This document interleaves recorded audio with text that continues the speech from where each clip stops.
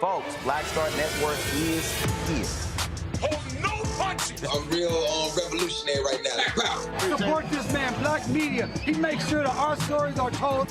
Thank you for being the voice of Black America, Roland. Stay black. I love y'all. All momentum we have now, we have to keep this going. The video looks phenomenal. See, there's a difference between Black Star Network and black-owned media and something like CNN. You can't be black-owned media and be scared. It's time to be smart.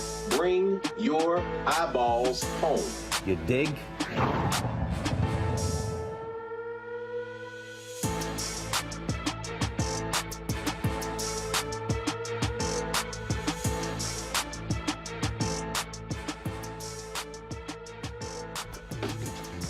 It is Wednesday, December 28th, 2022. I'm attorney Robert Patillo, sitting in for Roland Martin, who is currently on vacation. We'll be back in early January. Here's what's coming up on Roland Martin Unfiltered, streaming live on the Black Star Network. The Supreme Court has blocked the Biden administration's attempts to allow Title 42 to expire. Title 42, of course, being the Trump-era policy, which curtailed immigration and the seeking of asylum by migrants based upon coronavirus fears. Coronavirus restrictions have been gone. Why is Title 42 still in place? We'll have a discussion on that. Additionally, a Florida officer has been fired after video surfaced of him dragging a handcuffed woman into jail. We will have a discussion and full breakdown of exactly what happened.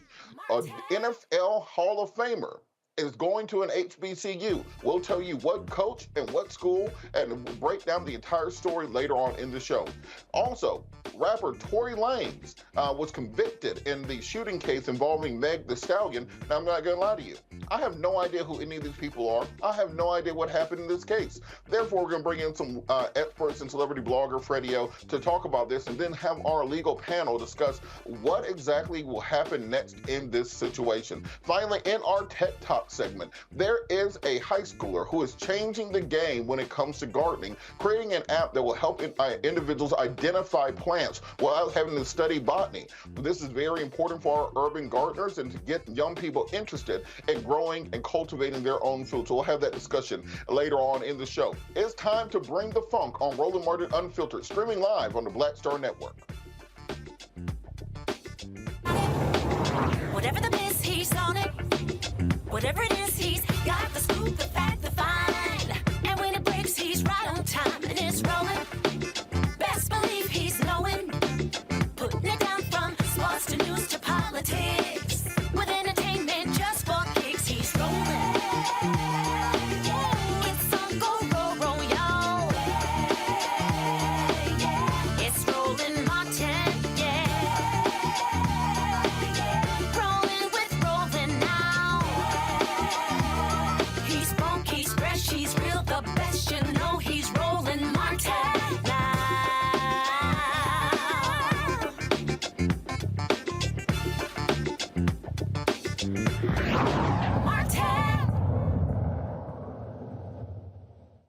President Donald Trump made it very clear the minute that he announced he was running for office, his belief to the America needs to curtail immigration from south of the border in particular, specifically Central American and South American countries. He called Mexicans rapists. He said that some of them might be good people. And when he got into office, he instituted his famous Muslim ban to curtail even travel from Middle Eastern countries. And when he got the opportunity, him and his cadre of white supremacists, including Steve Bannon and Stephen Miller, crafted Title 42. What Title 42 does is enable our border officials to turn away migrants who are seeking asylum under the emergency powers of the president based upon coronavirus fears. Now, of course, during a worldwide pandemic, you allow extra powers to the executive branch to keep people safe until we find out what exactly is going on. But long since, we've seen every other coronavirus-related regulation be rolled back. Everything from masking in schools,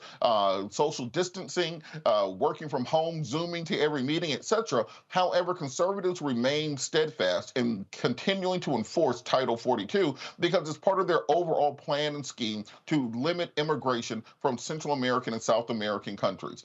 So much so that 19 Republican states sued the federal government to prevent it from allowing Title 42 to sunset this spring. This case went before the Supreme Court, and of course, with a 6-3 majority on the court, the Supreme Court voted to stop the Biden administration from allowing Title 42 to expire, therefore setting up the stage for oral arguments in February, where we'll get a final judgment.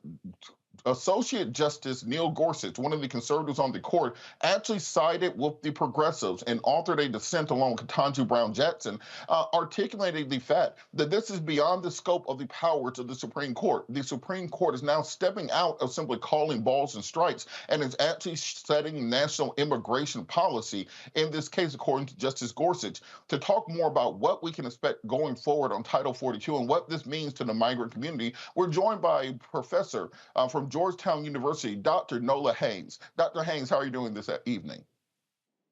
I'm great, thank you. Well, thank you so much for joining us. Yes, thank you so much for joining us. Can you talk a little bit about what Title 42 has done to migrants seeking asylum here in the United States of America? Can you hear and see me? My Wi-Fi has not been my best friend lately. Yes, we can. If you can hear me, I was just asking, what did you think Title 42 has done to the migrant community here in the U.S. during the course that's been in place? You know, I'm happy that we're talking about this tonight, and I'm happy that you mentioned the travel ban, because immigration is definitely a matter of national security. And I've spent actually a great deal of time looking at the 2017 and 2020 travel bans through a national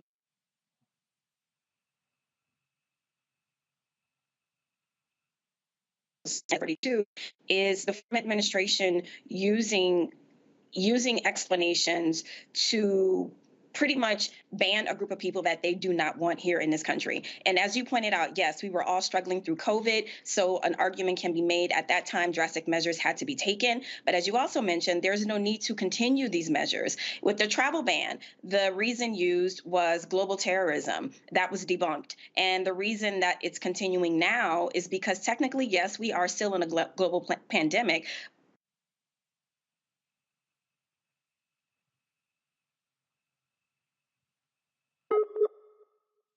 But it is nowhere near as immigration. I understand that a lot of southern borders are overwhelmed with the situation on the border, but this is not the fix. And then secondly, this is also a matter of security because we have to ask the question, who gets to be secured? Why is it just people coming in from the southern border having problems trying to get in, seeking asylum? And seeking asylum is something very specific. You are seeking to be safe.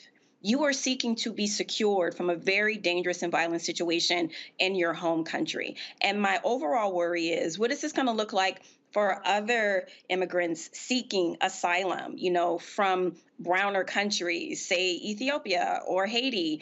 I work in the Afghanistan space. This makes me worry for the ongoing situation there. So this is a situation that has far-reaching implications. And I think that there are people in our country who want to keep a certain group out of our country. And I think that they need to look within themselves and ask themselves why, because everyone deserves to be secured.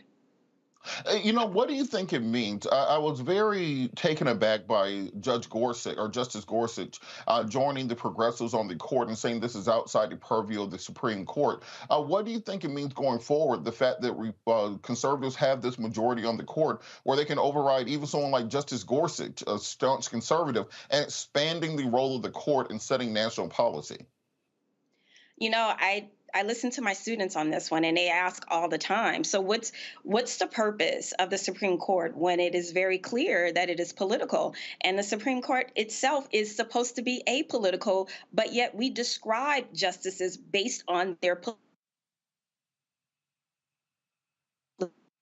standing. That's the problem. So I see that perhaps this may wade into the waters of further discussion about the legitimacy of the court. And I know that the justices have pushed back on that notion. But when, I'm in the classroom and I'm teaching the next group of world leaders and I'm listening to them and I'm taking their feedback, they don't believe in the United States Supreme Court. Once upon a time, if Congress was polling terribly, if the president was polling terribly, the United States Supreme Court always was polling favorably because there was a feeling that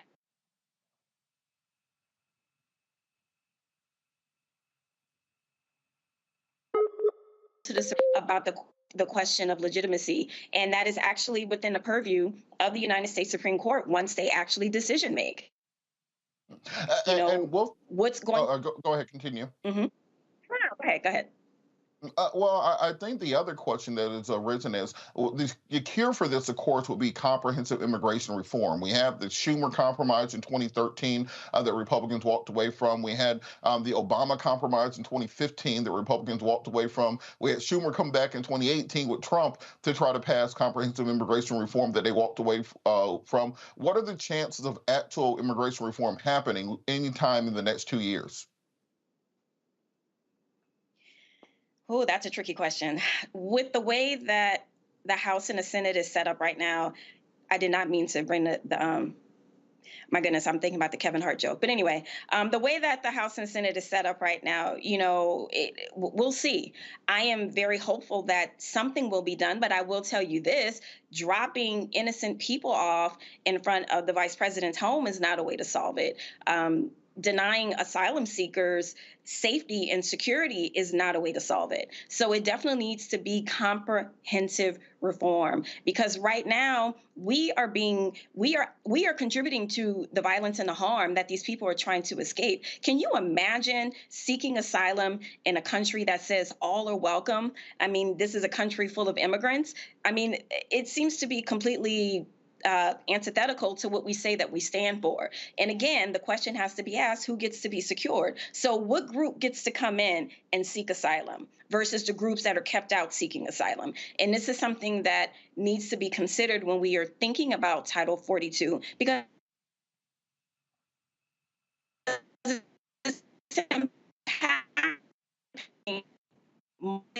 people coming from South and Central America, and that is an issue because if it's impacting them, like I said earlier, what other groups will it impact that's seeking asylum? And one last thing, this is not the only time that the former administration tried to hack away at immigration, particularly with the travel ban.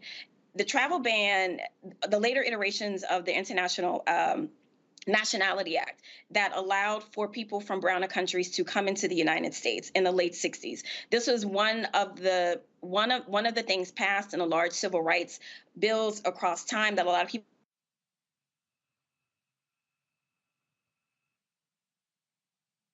don't think about.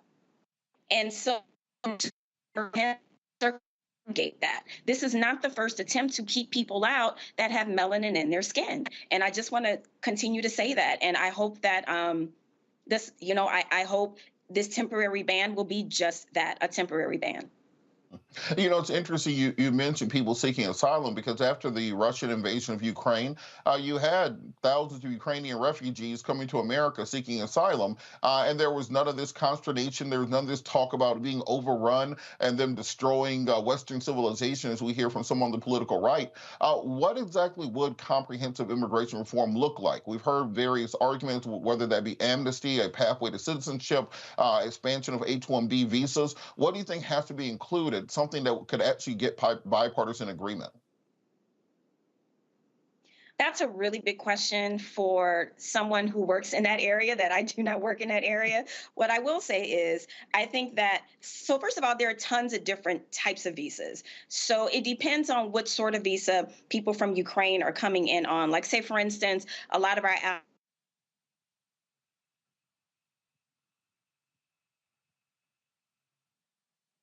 allies, and it should be across the board the same for everyone. If one set of rules apply for asylum seekers, it should apply for another group of asylum seekers. There are those who say, but it's different when the U.S. has some level of direct involvement, say Afghanistan, or the way that we assist in military and security assistance in Ukraine.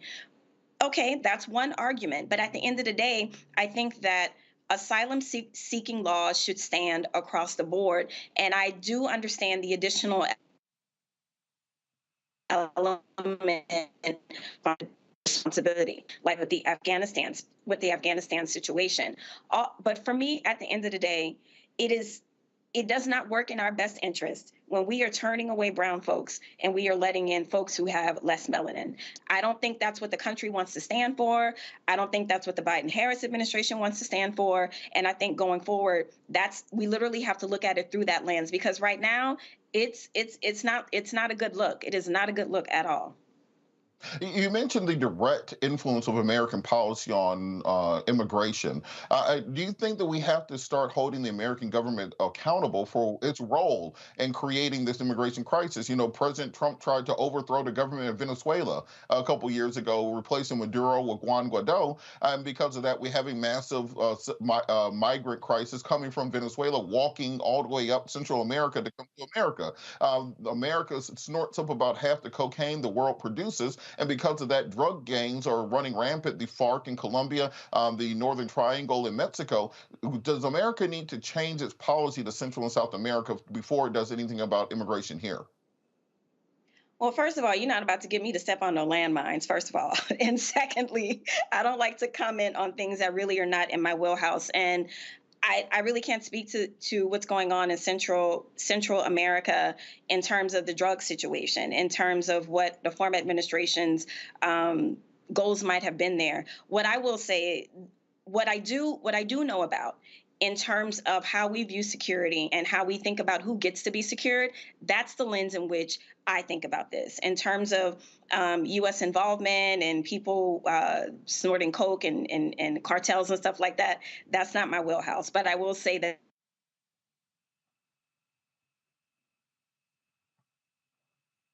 everyone deserves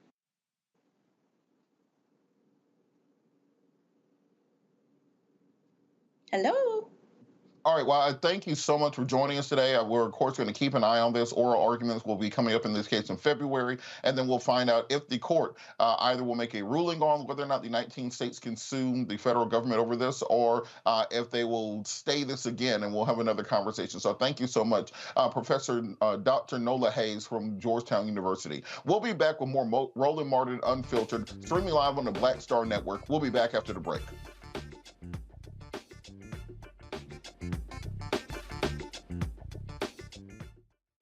I love directing. It's a different kind of piece. I do believe that the 30 years I was acting was to prepare me for what I'm supposed to be doing and that what I really am good at. But when you were acting, were you even thinking about directing? Nope. Were you? So what the hell happened? If you had asked me 15 years ago, I probably would have said, no, I don't know. I was doing Ava DuVernay's first film, I Will Follow. Mm-hmm. And during that process, I think because it was her first film, maybe She's self-taught? Absolutely. I probably gave too many suggestions. And at some point, Ava said to me, I think you're a director and you don't know it.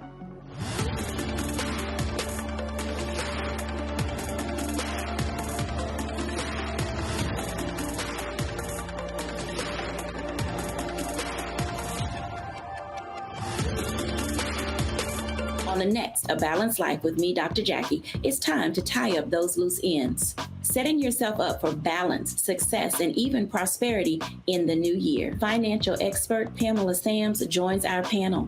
She will give us a checklist of things that we need to do before the calendar turns. We develop our money mindset by the age of 6. And so we have our sometimes 6-year-old self still operating in the background of our money scripts. That's next on A Balanced Life on Black Star Network.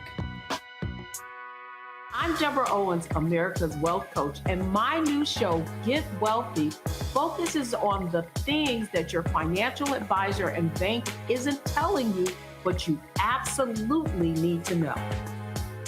So watch Get Wealthy on the Black Star Network. You want me to do something crazy, but I don't know what to do. I'd rather just sit here. Hi, this is Cheryl Lee Ralph, and you are watching Roland Martin, Unfiltered. I mean, could it be any other way? Really? It's Roland Martin.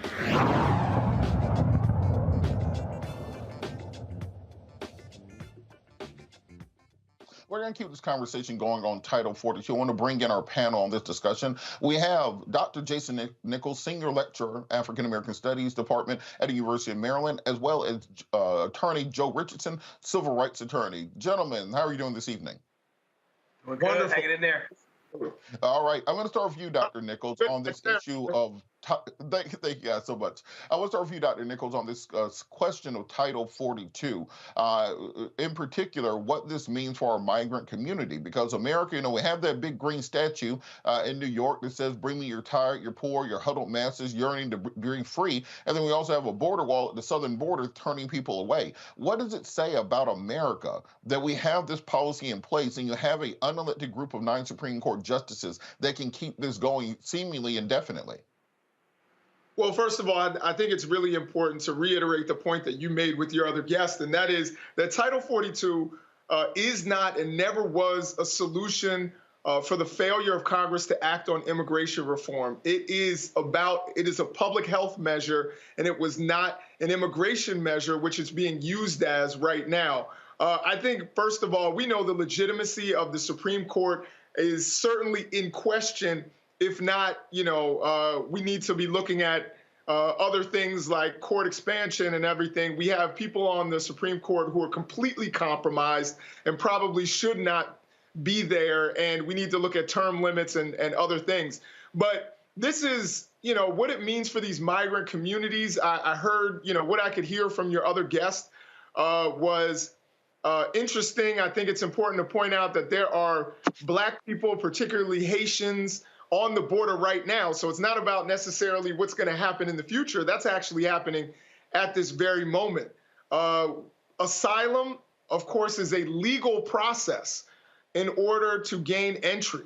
And it's not as though Congress doesn't have solutions, bipartisan solutions that are before Congress right now. You know, even someone who we usually will talk about and despise, John Cornyn, has the Bipartisan Border Solutions Act, which talks about expediting, you know, removal for people who don't fit, but also about building more intake facilities so that you don't have the situation that you have right now in El Paso, Texas, where, you know, the city is really struggling to house a lot of people. And Title 42, I just want to make this one last point, Robert, and that is that Title 42 has not even stopped the amount of border encounters. As a matter of fact, CBP has had more border encounters under Title 42 than prior to its implementation. So you look at, for example, fiscal year 2019, it was about 900,000, 800,000 to 900,000 border encounters, and now we're up to 2.3 million. So if Title 42 is doing what Republicans are talking about it's doing, wouldn't that number be lower? It's actually not. So what it's doing is allowing for people who have legitimate claims to asylum to not be able to go through the legal process to gain entry, and that's really troubling. You know, Joe, it's interesting to me that Republicans are suing to keep Title 42 in place, claiming that it's in order to stop illegal immigration. However, people who are asylees are by their very nature not illegal immigrants. They are people who are seeking asylum, who are fleeing war, crime, famine, the natural disasters in their home countries. And actually what you end up doing with Title 42 by overwhelming Customs and Border Patrol with people who are simply trying to turn themselves in and claim asylum, well, then they cannot be patrolling the other areas where the actual illegal border crossings are taking place. That's where your coyotes are at. That is where you're getting your fentanyl coming in. That is where you're getting human trafficking coming in. They're not seeking asylum. Can you talk a little bit about the what policy solutions have to be put in place? Because as Jason said, there's bipartisan legislation, but it seems like nothing can get off the ground. What will bipartisan solutions to this actually look like? Well, you know, first of all, where there's a will, there's a way, right? And at the risk of going back to, you know, desiring something from the Reagan administration in 1986, there was a huge amnesty program, and that's because they were honest. It's not because Reagan was progressive. As a matter of fact, him and Bush, when they were running against each other in 1980, they bent over backwards to appear more accommodating to immigrants and to illegal immigrants and to the undocumented. And because they were honest about the fact that these folks work and these folks get hired. The reason why our undocumented brothers and sisters come, first of all, is they're often dealing with a war-torn country. They're dealing with the instability, particularly in Central America, that may have been, you know, not exactly helped or hindered by our actual policies, right? They're dealing with those things. And there are certain guarantees that everyone that is seeking asylum are supposed to get. And the problem with Title 42 is Title 42 takes away from those. And of course, as has been said and alluded to, it's part of the larger narrative and the larger attempt for certain people to keep America from getting darker faster. Now, as it pertains to you know, potential solutions, there's been a whole lot of folks. The point that was just made about Senator Cronin. A couple years ago, Pete Aguilar and Will Hurd put together something very narrow that had the potential to do something. It you know, increased border security, because you always got to give more money for border security, but it also would have protected DACA, and it also would have done some other things. So there have been some opportunities there, but while you don't deal with it, people still make it over the border. People are still more subject to coyotes and some other things because of the safety issues, the people that you're turning away. The irony in all this, two ironies. First of all, is that while you say that you're doing this to make America more safe, you're actually making it less safe. And whatever our global pandemic is, or was, or shall be, we know much more about it, right? So at the risk of agreeing with Gorsuch, the emergency, if it existed at all, right? You know, we can talk about that some other time. Sure, there's some emergency related to the pandemic, but the idea that we are less safe because we're not allowing helpless brown people to come into the country is ridiculous. And then the final point that I would make, so of course there has to be some kind of narrow path, and who knows, with this presumption, with so many moderates in Congress now, people that need to hold on to their jobs, et cetera. There may be a narrow window for something to actually get done because it will be the most honest thing. The final point I'll make is that it is interesting that the Supreme Court is pragmatic and has no problem with making policy when it gets there. People used to like to talk about how, the liberals they're lawmakers. They're legislating from the bench. Listen, Republicans legislate from the bench all the time, and this is a perfect example of it. You know, it's interesting that we talk about the racial composition of America and that being what is stopping Republicans from agreeing on things such as comprehensive immigration reform. If you go all the way back to the Mexican-American War, and the period before that, the reason we have the current borders that we have right now with Mexico are based upon white supremacy. Mexico had gotten their independence from Spain about 20 years earlier. They're chilling. They're trying to expand their country. Then you get a group of white Americans who illegally immigrate to Mexican territory and then declare themselves the free nation of Texas. After that, President Polk invades Mexico, claiming that Mexican bandits are raiding areas which are in their own territory. They defeat Mexico, and then they actually occupied Mexico City for a period of time, and there was a proposal before Congress to annex the entirety of the country of Mexico, all the way down into Central America, and they decided against it for one reason: white supremacy. They did not want to bring that many Latino citizens into America, changing the racial composition of America, and thereby ceding power to another racial group besides white European migrants. That is the whole reason we have the Gadsden Purchase and the Treaty of Guadalupe Hidalgo, which very much set our southern border. So you cannot separate racism from American immigration policy with Central and South America, because incumbent on that, the genesis of that policy has been racism. Now, I wanted to hop on this point about the fact that America caused many of the issues that people are running from in Central and South America. The reason that they are seeking asylum, in part, are the banana wars, where America was overthrowing government so Chiquita Banana could build plantations on their land. The war on drugs, where you have the Reagan administration paying off the cartels and to finance money for Iran-Contra, all the way to the series of coups that America has led in Central and South America, overthrowing leadership, destabilizing those nations throughout the Cold War to prevent, quote unquote, communist infiltration. Professor Nichols, is there going to be a point where America admits to their role in this and therefore offers solutions? Or are we still going to just act as if this is just random acts, the reason these people are coming to America? So firstly, I want to just make a statement based on your assessment of the Spanish-American War, which is correct. And that is there's a saying along the border, and it's in Spanish, and it's "Yo no crucé la frontera me cruzó a mí," which means I never crossed the border crossed me. So people have always recognized this. This is why, you know, if you live in a state and it's called California or it's called Colorado, or, you know, all of that is because those actually that was actually Mexico. And, you know, many of you live in cities like San Francisco or Los Angeles or San Jose. It's, you know, now you probably knew this before, but I think it's important to also say that. And the United States, of course, is not going to admit its wrongs. This is public knowledge, but when you talk about, of course, the destabilization of Nicaragua, you know, the ousting of the Sandinistas, what we did in El Salvador, and some of the atrocities that we allowed to happen.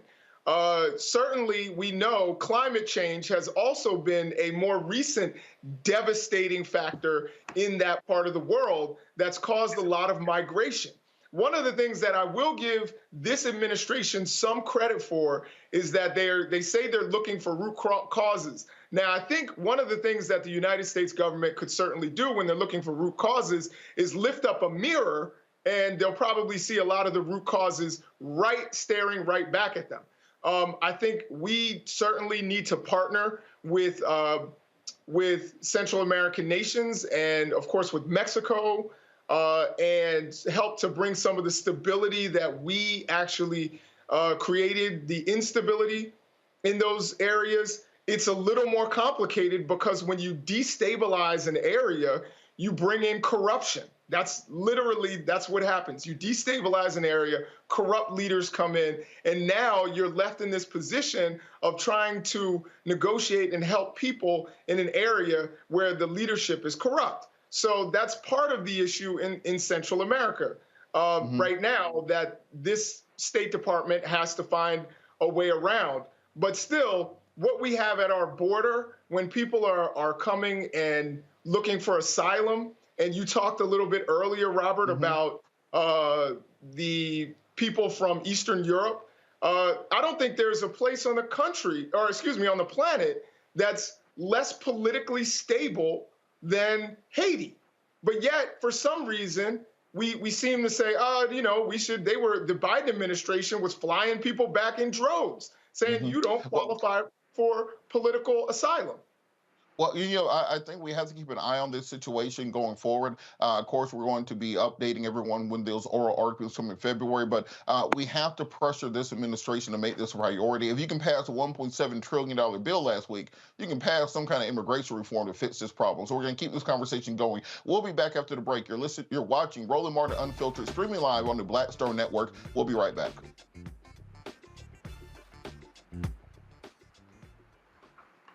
When you talk about blackness and what happens in black culture, we're about covering these things that matter to us, speaking to our issues and concerns. This is a genuine people-powered movement. There's a lot of stuff that we're not getting. You get it, and you spread the word. We wish to plead our own cause. Too long have others spoken for us. We cannot tell our own story if we can't pay for it. This is about covering us. Invest in black-owned media. Your dollars matter. We don't have to keep asking them to cover our stuff. So please support us in what we do, folks.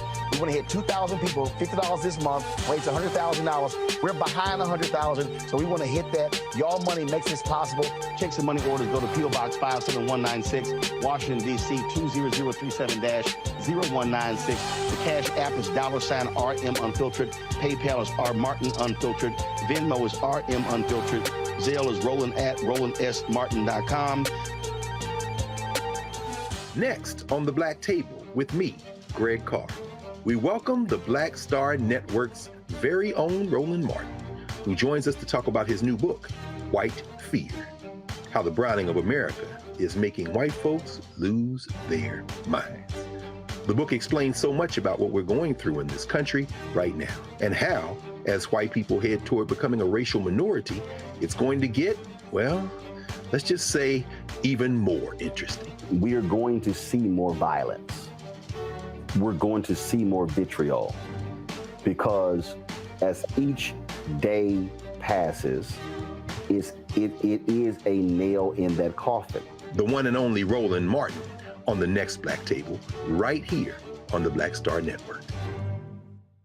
Hi, I'm Israel Houghton with Israel and New Breed. What's up, what's up? I'm Dr. Ricky Dillard, the choir master. Hey, yo, Peace World, what's going on? It's the Love King of R&B, Raheem Devon, and you're watching Roland Martin Unfiltered.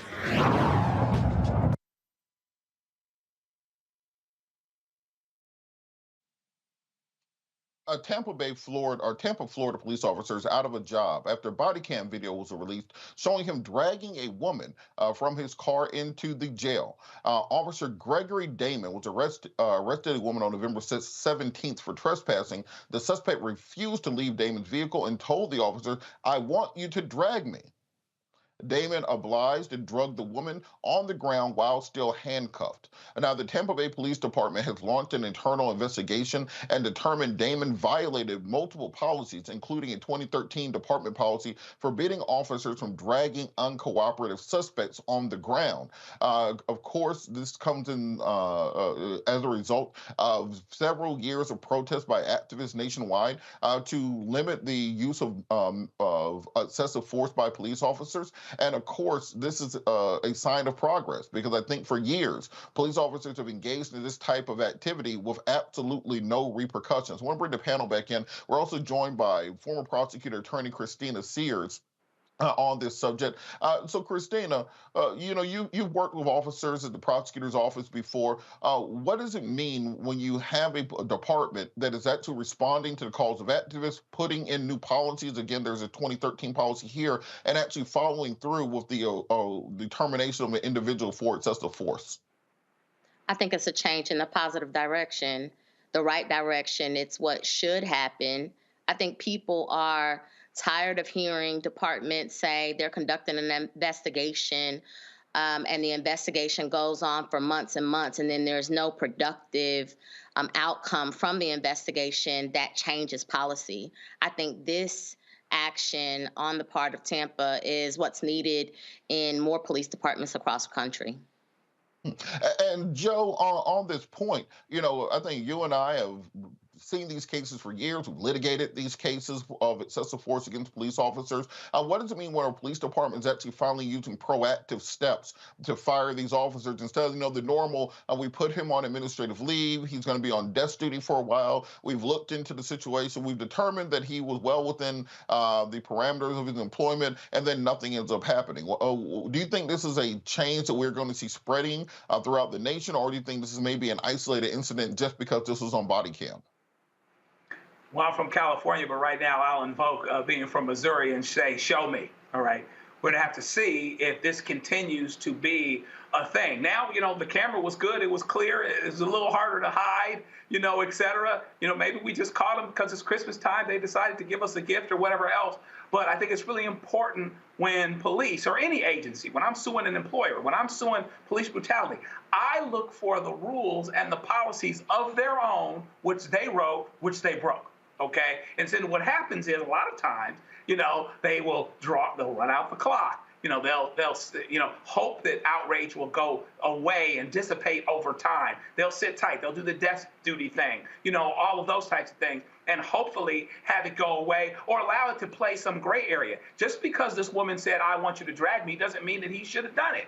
Protecting and serving, often these departments will say they're protecting and serve. Sometimes that actually means protecting a citizen from themselves. If you are police, then police have to do their job when things don't go well, when people have maybe mental illness, which we should have less of directly, or where people are rambunctious or they are, not following orders or whatever else. You still have to go above and beyond. It would not have been a bad thing or a hard thing for this person, this officer, to call and get some help, just like he did once they got to the door. He just said, okay, you've dared me to do something, I'm going to do it, I'm going to let you know. But again, there's something in the back of his mind. If he really thought he was going to be fired, if he really thought about the fact that there was a camera watching him, he didn't think he was going to get fired despite the camera. He didn't think he was going to get fired despite the policy. Most people show up to work and want to keep their jobs, even though they don't do what they're supposed to in the meantime. So I'm glad that this happened. Is it a trend? Is it something that we can go in a positive direction on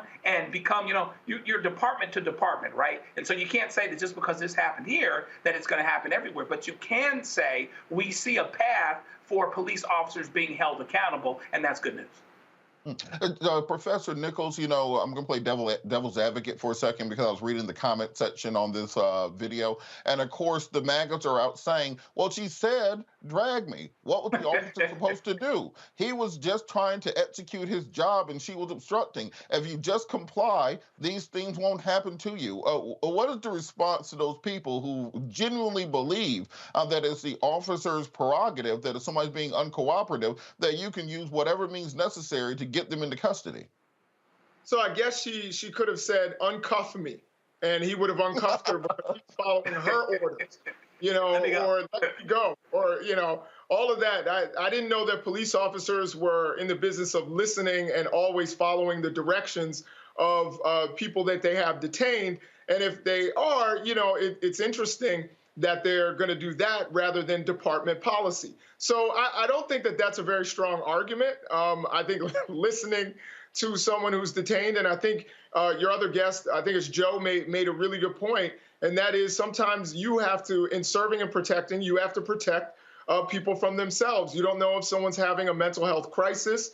Does that mean if someone is detained or is in a facility under police custody or in police custody, that if they try to hang themselves, that you're not going to intervene because you're going to be like, well, they said they wanted to die, so I'm just going to allow that to happen. So I think it's a really weak argument. I think there are many, many ways he could have handled that. Of course, it didn't look like, he was in some sort of a big rush. So why not wait, call for help? There was something that I always remember as a student of the civil rights movement. One of the things that made it very difficult for civil rights leaders who depended upon, dare I say, stupid cops like that, was for them to make these kinds of stupid decisions. But the leader, the chief in Albany, Georgia, ordered stretchers so that you couldn't get them on camera dragging black people. So the smart thing would have been, I don't know, first of all, that this is going to make some sort of huge nationwide institutional change, because if that were the case, there would have been institutional change in 1992 when we first got video of a black man being beaten on the highway by police. That didn't make institutional change. All of the other videos that we have didn't make institutional change. So I'm skeptical about that. But there were many ways he could have handled that. And the fact that, she asked him to drag her is a pretty absurd kind of an argument. Hey, moving on to our next story, similarly associated. Two D.C. police officers who were suspended after the death of a 20-year-old back in the year 2020 have indeed been convicted. Two suspended Metropolitan Police Department officers, one being Terrence Sutton, was convicted of second-degree murder, conspiracy to obstruct and obstruction of justice in the death of Kayron Hilton Brown. Also suspended Lieutenant Andrew Zabowski was found guilty of conspiracy to obstruct and obstruction of justice. Kayron was killed in October 2020. He was driving a Revel scooter on the sidewalk without a helmet, prompting the officers to turn on their emergency lights. And at the time, they accelerated through traffic lights for more than 10 blocks.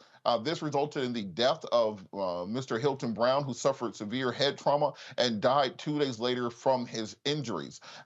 So, Christina, you've seen cases like this, the prosecution of cops. Can you talk a little bit about how difficult it is to convict cops, particularly when they come in full uniform? The jury has a bias towards them. How rare is it for officers to be convicted in a case like this?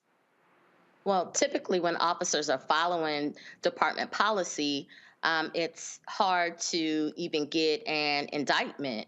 And officers come in with the societal view that officers are going to tell the truth and that they are upstanding and that they're here to serve the public and they're here to protect the public.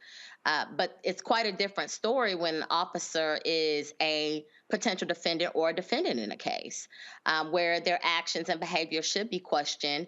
It's hard for a potential juror or a juror to look past what it is they already know and believe and understand about police officers and really to commit to listening to the evidence and hearing from the witnesses about what happened and to set aside what they believe about officers already.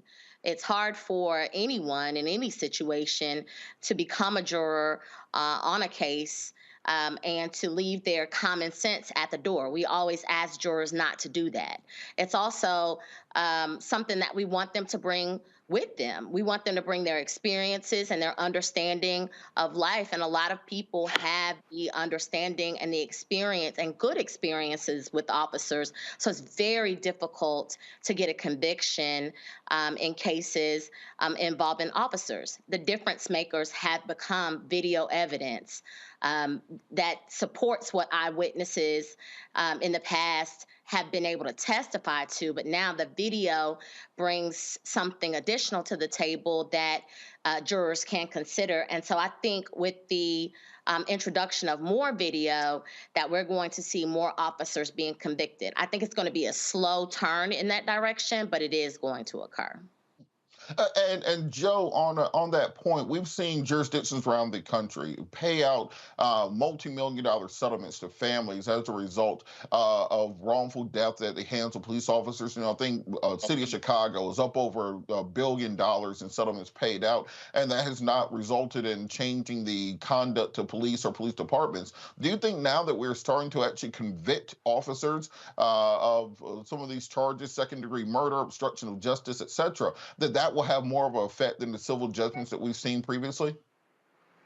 Perhaps so, because when you take money, if you're not taking money out of their pocket, if you're not, jeopardizing their pensions or anything like that, well, on some level, that just becomes the cost of doing business. You still send the message. There are plenty of cases that we think out here would never get convictions, but probably could get enough mileage on the civil side where it's going to exact some certain settlement. We understand that. But once you start taking folk freedom, once you say you got to sit here and think about this for 15, 20 years or 5 or 10, it's very, very easy to spend the public's money getting in trouble. Okay, it's a little bit harder when we're talking about your freedom. And so perhaps that is a turning point. I agree with the point that was just made. The video evidence is very, very good evidence. Often it's better than even eyewitness testimony because you can confuse an eyewitness. Sometimes folks, because of their biases, thought they saw something they didn't, or that testimony changes over time. But the video is the video. The video is hot, baby. It is what it is, and there it is, right? And so that's going to be very important, and that's the reason why, you see a lot of experts. You saw this happen on the Dean case in Fort Worth, where they tried to use an expert to say, well, you didn't really see what you thought you saw on the body cam. No, actually, we did see that. And so, therefore, perhaps with the proliferation, for lack of a better term, of video evidence, that's why George Floyd caused the attention that it did. How many times did that happen without us knowing? And we make progress. There's still no guarantee, right? We saw what happened with Rodney King, and he was still found not guilty. The folks that did it were still found not guilty. But that is a turning point and can be something that can be relied on to potentially get better results because people that are worried about their own freedom, particularly police, where they have always gotten deference, always gotten the benefit of the doubt, to the point where folks would undermine eyewitness testimony and everything else. If their freedom is potentially taken away, then maybe they're thinking twice before some of these things happen. Absolutely. And Jason, I had this idea a few years ago that we need to create like a line of drones that pairs to your phone that we can just give every young black boy in the country that just follows you around, filming you 24 hours a day, just in case you have a police encounter, because it seems that that's the only thing people will believe. They want to believe the words of witnesses. They want to believe the words of the victim. But if you have a drone following you around 24/7, that's something that we can believe in. What do we need to do to turn this from being a crapshoot, whether or not there's video of the police abusing you, to an actual practice and policy in this nation of actually believing victims and being able to have these types of outcomes without having 1080p 4K video of the cops killing somebody? So I think one of the things, and I'm going to kind of differ. I know that my co-panelists here are attorneys and they've been through these trials, and I'm just an academic, but I am going to talk about kind of the academic side of this. And it differs slightly from what they're saying. I agree with most of what they're saying, but one of the things that, the academic research, when they're looking at these kinds of things, kind of reflects is it's not necessarily the video evidence that gets convictions. When you look at, of course, we can all mention things like Alton Sterling or Eric Garner or many others that we saw pretty much all the full context. But there are a couple of things. Number one, the video may not have context. We've seen a lot of departments have body cams that you can turn on and off. Others, you can turn the sound off so you don't hear what's going on. So you don't necessarily get the full context. The other thing that I would say is when we're looking at video, it's not necessarily the determining factor. One of the things that research has shown is that when police officers actually can testify against other police officers, that's really what turns the tide. And as a matter of fact, since George Floyd was mentioned, yes, the video played a role, but I think it was the medical examiner and it was the other police officers coming out and saying, this is not department policy. This is not how you were trained. When they came out, that's what I think really set the tone for the trial. And we've seen that several times, even in the shooting, I believe it's Jordan Edwards, I think it was in Texas, 15-year-old honor student who was shot in the back by a police officer. The police officer said that they thought the car was going to run them over. And it was his partner that said, no, we were never in danger. And when that happened, that's how you got the conviction there. So I think part of this is breaking through the blue wall of silence and making sure that police officers are accountable and that police officers will testify against other rogue police officers when they do not actually adhere to department policy. Absolutely. And I want for the young people out there who are marching in 2020, who have been active since the killing of Trayvon, going forward for the last decade, don't let anybody tell you that protesting doesn't matter. Don't let anybody tell you that activism doesn't matter. These convictions that we were talking about and the officer being fired in the previous case, they would have happened 15 years ago. It took an entire decade of activism and action to change policies and to start shifting this tide nationwide. So keep on the fight, keep going forward. We're going to keep this up. We'll be back with more Roland Martin Unfiltered after the break, streaming live on the Black Star Network. Don't forget to like the video, like and subscribe, and share. We got to get 1,000 likes on this video. We'll be back after the break.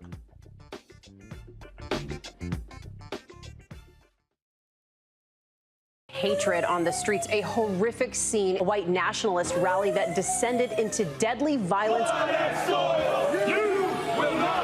White people are losing their damn minds. As an angry pro-Trump mob storms the U.S. Capitol, we've seen shooting. We're about to see the rise of what I call white minority resistance.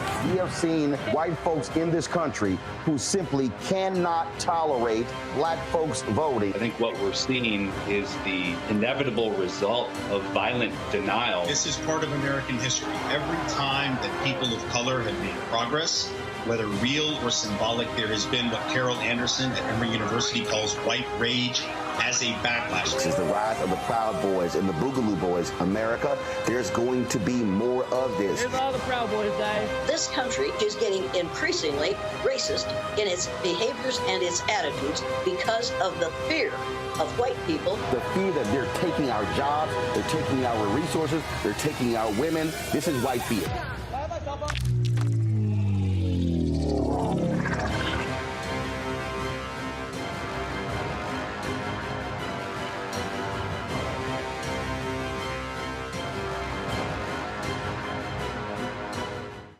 On the next A Balanced Life with me, Dr. Jackie, it's time to tie up those loose ends. Setting yourself up for balance, success, and even prosperity in the new year. Financial expert Pamela Sams joins our panel.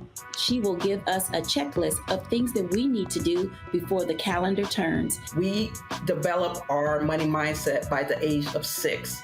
And so we have our sometimes 6-year-old self still operating in the background of our money scripts. That's next on A Balanced Life on Black Star Network. Y'all know who Roland Martin is. He got the ascot on, he do the news. It's fancy news. Keep it rolling.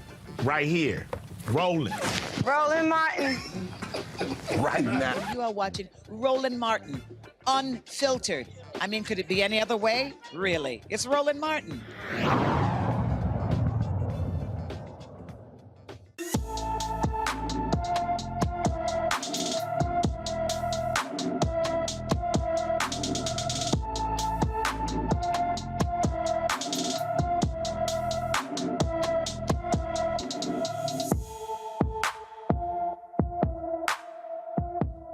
Today on Black and Missing, we are talking about Patricia Weeks. Patricia Weeks was last seen on Christmas Eve in Norfolk, Virginia. The 17-year-old is 5 feet 5 inches tall and weighs about 125 pounds with brown hair and brown eyes. Patricia has a tattoo sleeve on her arm with a clock on it, and her nose is pierced. She was last seen wearing a white jacket with a black car on the front, gray Goya pants, and black turban on her head. Patricia requires medication and may need medical attention. Anyone with information about Patricia Weeks should call the Norfolk, Virginia Police Department at 757-664-7000. Again, that's the Norfolk Police Department, 757-664-7000.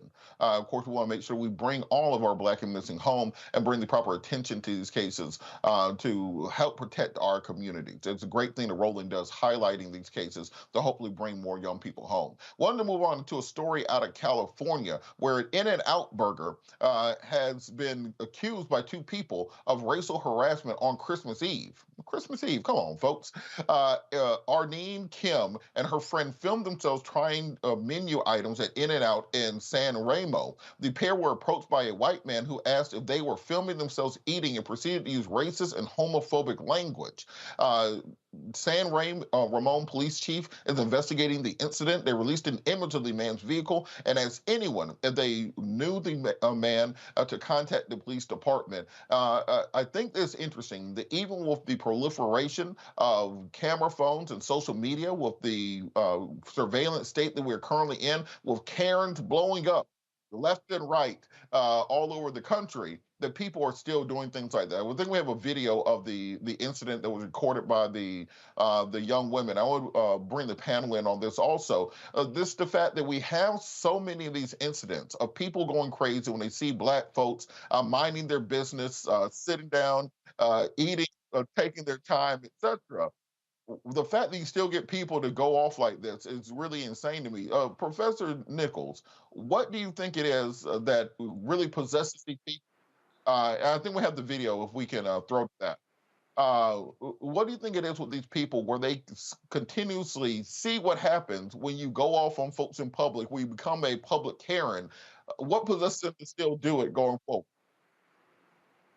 Well, I think one of the things is that a lot of when you see that, it's oftentimes not a person's first outburst or racist outburst. They've done this before, they've gotten away with it, and when you get away with things, sometimes you're like, hey, I can do it again. I'm angry, so I'm within my rights to sit here and berate somebody. So you see a lot of these, Karen-y figures, and you figure, oh, they just had one bad day, but that's not true. A lot of times this is a pattern, and we just happen to catch them on that day when they've started to go down this path. And this is why, this kind of show and the things that you and I do are really important, so we can call these people out and make it known that, we're not going to sit here and tolerate that kind of behavior. All right, I think we do have a video. We're going to throw that. I think it's a couple minutes long, just showing this tirade, and we'll go back to the panel for a response. Wait, have you had a light well fry before? What is a light well fry? Okay, it's You're just filming yourself eating? Yeah. You're weird homosexual. Why me, man? Why me? I just want to eat my flying Dutchman in peace, bro. I feel like this is a fever dream. Like, is it still the 24th? Is it still Christmas Eve? It's because I'm ethnic. Honestly, for eating the flying Dutchman, I kind of feel like I deserve to be hate crime. Well, that actually happened. That really did actually just happen. Japanese or Korean? I'm Korean. Yeah, you're Korean. Kim Jong-un's boyfriend, huh? You're Kim Jong-un's boyfriend? We have been acquainted. You had gay sex with him? Ooh, would not go that far. We're only on second base. He hasn't taken me out to dinner yet. Can I take you out to dinner? Come on, stop. Nothing. Stop. I'm sorry. Okay. I'm sorry. Stop. I'm sorry, my bad. What? I didn't say anything. You didn't say anything? No, sir. Nothing. Like it spit in your face and some Filipino shit or something. Don't react. Why were you acting mad? Dude, we can get assaulted. Oh my god, only in San Ramon, man. I thought we were having like... No, you weren't. Anyways, you can try the... Anyways, you can try the fry. Hey, you good? I'm chilling, don't worry. This is not in the name of the holiday cheer. Yeah, somebody was not included in all the reindeer games. You should not say anything. He's staring at us right now. Anyways, white wolf fry? I would love one. He's still there, isn't he? He is very much still there. Oh, at least I'll try the root beer float. That is a root beer. Do you think he's gonna pull a gun on us? My midterms are almost being released. I'm just saying. Honestly, 10 out of 10 would get it again. Oh my god, I can't even do this. I'm done. So I'm gonna try the whole grilled onions and see if it's You sound so nervous. I'm gonna... Well, yeah, because he's like, I'm gonna wait for you outside. I was eating the paper. Also, Flying Dutchman is no more. Yeah, I can't speak. Rare laughs and dude, that genuinely never happened to me before. Well, all I can say is those kids are better than me. I'm just going to put that out there that people need to know who they're talking to. Joe, what is the proper response for people when they have these types of racist confrontations? You know, you're not supposed to get up and fight people. You're not supposed to, try to escalate the event because you don't know how mentally stable people are. But just what do you think someone's response should be? These young people kind of laughed it off and tried to move on. But, what would you advise people to do if this happens to them? It's really a hard thing, right? Because what you're trying to do is keep from getting in trouble. We're not 18, 19 years old anymore. And some of us come from the old school where, okay, you got it like that. Okay, well, you can go on and do what you need to do and knock me down. You just make sure that I don't get up, because if I do, I'm putting something on you that soap won't wash off. There's part of you that wants to be like, wait, that way, right? But you got families, you've got jobs, you've got licensures and things like that. What I would do, perhaps, is draw as much attention to the situation as possible, because there's a certain safety in numbers. I would like to think that people around would not have allowed this person to harm them this way, and I'm pretty certain that other people probably, at the very least, were watching out of the corner of their eyes. So one of the things that you could do is draw attention. In their case, they waited till the restaurant was closed and had someone walk them to their car just to make sure nothing got started. And here's the other part. Ad being, and these people, this guy's fearful. He's scared. He's looking at them saying, you look a certain way. You're the reason my kid didn't get into UCLA, assuming that his people went to college. Or, you're the reason that I can't get a job, or whatever else. They've got these preconceived notions about who they are. And so the question is how you survive the contact. We even talk about this in the context of police and young black people and things like this. How do you deal with that? No, he's not the police. And so you don't have to respect him the same way. But at the same time, you don't want to create a problem for yourself or your family either. So striking a balance, maybe you draw attention to the problem and make sure that you're able to eject without any issues. Or, if it's really like that and I had a real long bad day, you get thug and it comes out how it comes out. But the problem is you don't want to bring a knife to a gunfight. People aren't thinking straight. This whole entitlement thing has got people, he knew that they had a camera on. He didn't get in front of it, but he knew that they had a camera on, and he didn't care. And part of what he wanted to do was to frustrate them and to scare them and to continue to exert the authority that he knows he's losing because he's getting ready to be outnumbered. So you got to strike a balance, the best way that you can. And, even the Bible says be angry and sin not, right? You can be angry. You can let him know that it's just not going to go the way that he says it's going to go. And you don't have to start it. But the best thing that you can do is survive the contact, and the way to do that is to move forward and to get past it and probably draw as much attention to it as you can. And Christina, just quickly, I think often people, these racists, they try to find people they think are vulnerable, people that won't do things to them they think they can abuse. And I'll tell people all the time, don't let the smooth taste fool you. I am still ghetto. And things will go down. So please, just that should be known information. But you being a more evolved and better person than I, further along in your journey with Christ, how do you think that these young people will handle this?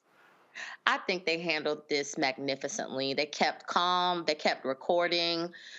They didn't lose focus on what it was that they came there to do, which was enjoy themselves. It's unfortunate that they had this encounter with this person, but I'm glad that they kept recording on their device, even though they didn't get video evidence of the person who confronted them in the clip that we saw. I would have liked to have seen them turn the camera around on the person so that we could have seen who the person was that approached them and felt so entitled, like Joe said, to commit an offense against them that was unprovoked in a public space such as this.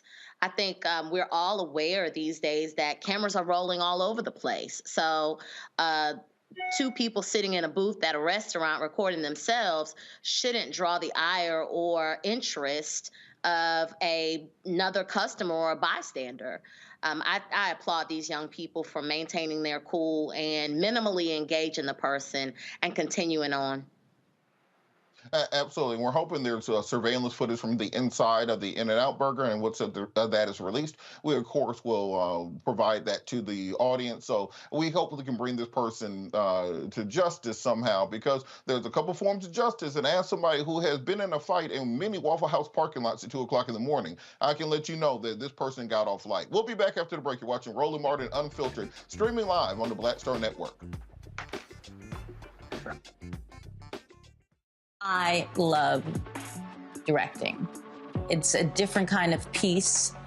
I do believe that the 30 years I was acting was to prepare me for what I'm supposed to be doing and that what I really am good at. But when you were acting, were you even thinking about directing? Nope. Were you, so what the hell happened? You had asked me 15 years ago, I probably would have said, no, I don't know. I was doing Ava DuVernay's first film, I Will Follow. Mm-hmm. And during that process, I think because it was her first film, maybe She's self-taught. Absolutely. I probably gave too many suggestions. And at some point, Ava said to me, I think you're a director and you don't know it.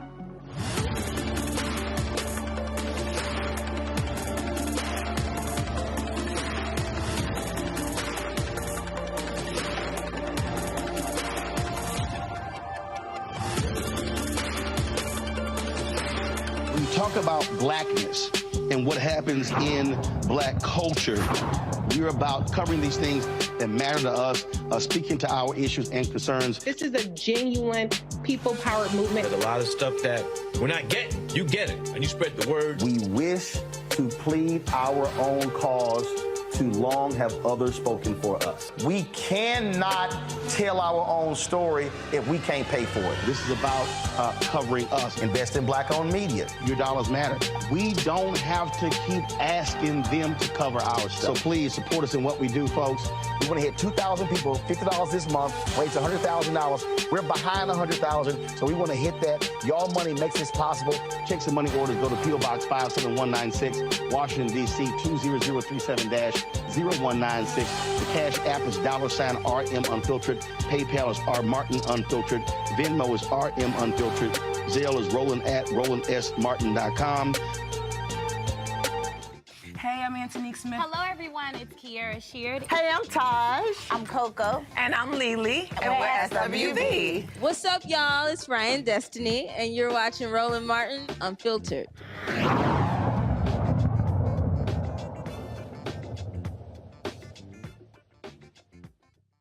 Singer and rapper Tory Lanez, real name Daystar Peterson, is about a month away of learning his sentence after being found guilty of the shooting of Meg Thee Stallion, real name Megan Ruth Pete. After a 9-day trial, the California jury convicted the Canadian musician of a 2020 incident. Lanez, who's was convicted of assault with a semi-automatic firearm, carrying a loaded, unregistered handgun in a vehicle, and discharge of a firearm with gross negligence. Lanez will be sentenced on January 27, 2023. The conviction carries up to 22 years and 8 months in prison. Joining us to discuss this is friend, celebrity blogger, Freddie-O from Freddie-O.com. Fred, how are you doing this evening? I'm doing good, Rob. How are you? I'm doing great. So as you know, because I've known you 20 years, I have no idea who any of these people are. I have no idea what's going on in this case. I've never heard of any of these things. I'm trying to figure out why, if your birth name is Daystar, which is a great rap name, why you changed that to Tory. That is what I'm trying to figure out. If my name was Daystar, Daystar would be my rap name. I wouldn't change it to Tory. But explain to people like me what the hell's going on in this case. Well, basically, Rob, first off, I have to say Tory probably is an easier name. So, of course, you're going to go with what's easier.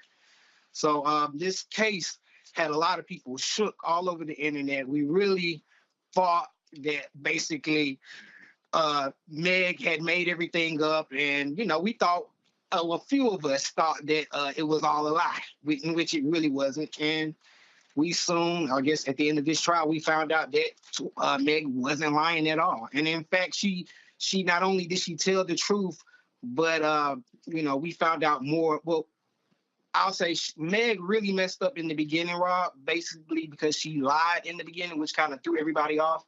And we thought that, these lies, or we really in our minds thought that Meg was lying, but she wasn't.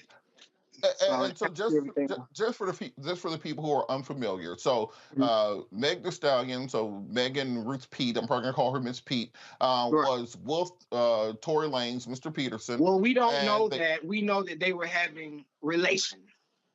Okay, so they were in some sort of relationship with each other that of varying standards, and that these two individuals, there was a confrontation involving other people. Can you kind of talk about what the kind of initiating incident was that led to this? Well, the issue was liquor.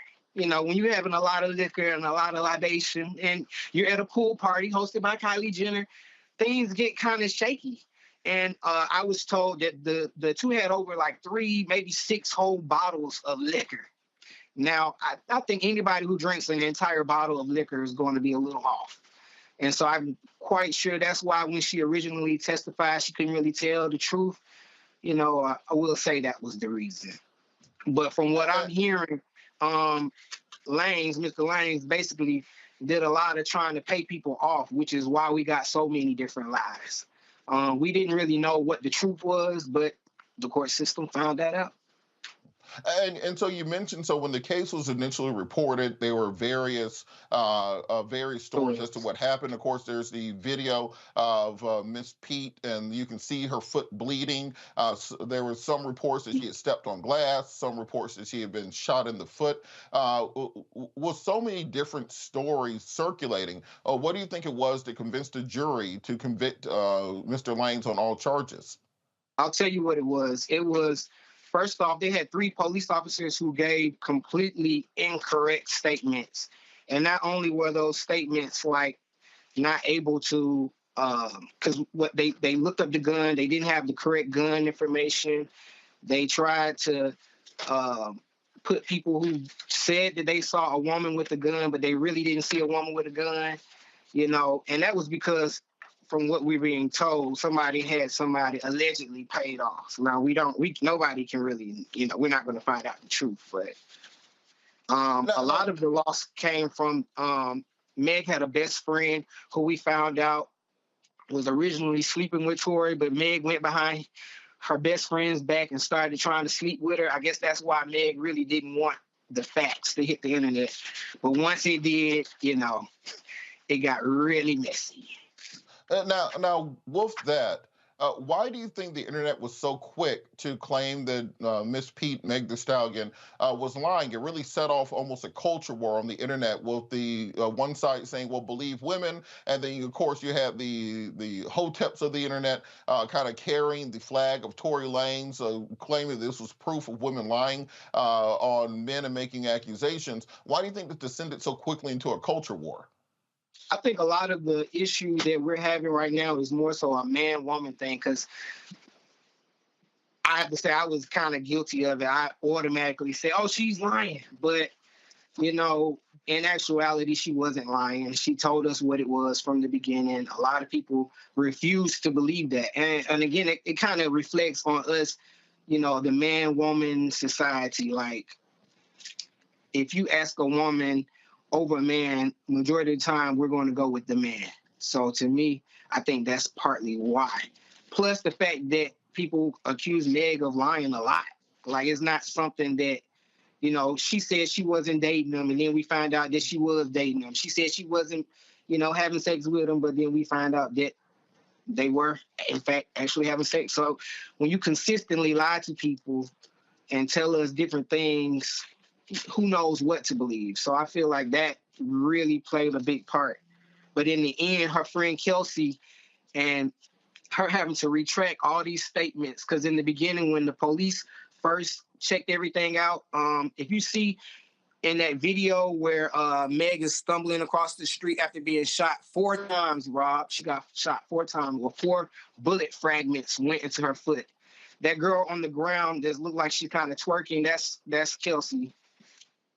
And basically, Kelsey gave the police a statement in the beginning, and not only did she say everything that Meg later testified and said, but when she got on the stand, Kelsey got up there lying, which really messed up Tory Lanez by her lying. And then allegedly they saying Tory gave her a little check for that.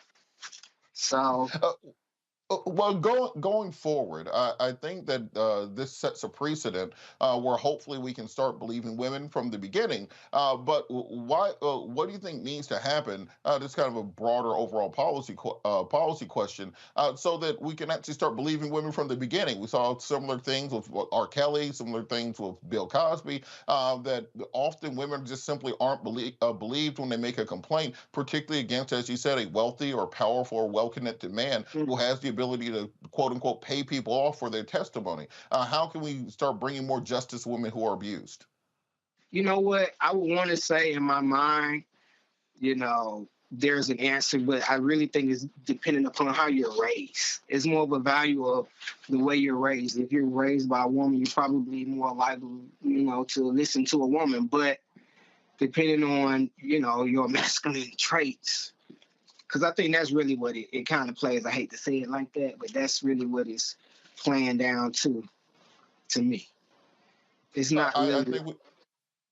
I think we definitely saw a strong dose of toxic masculinity on the internet when it came to this question. And the parents of Tory Lanez are still blaming everybody except for their son for what happened. But at the end of the day, even if you don't get a conviction or if you disagree on the question of the aggravated assault, he still had a semi-automatic weapon in a car in California, which is already a felony. So you're going to be convicted of something. The only question is a question of extent. Thank you so much, Fred Anderson. FreddyO.com for all your celebrity blogging and gossip needs. Thank you so much for joining us. We're going to go to a quick break here. We're still watching Roland Martin Unfiltered, streaming live on the Black Star Network.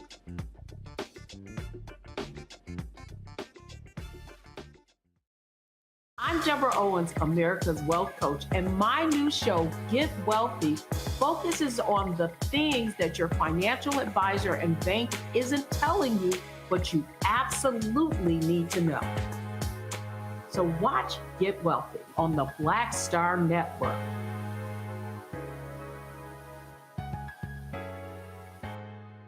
On the next A Balanced Life with me, Dr. Jackie, it's time to tie up those loose ends, setting yourself up for balance, success, and even prosperity in the new year. Financial expert Pamela Sams joins our panel.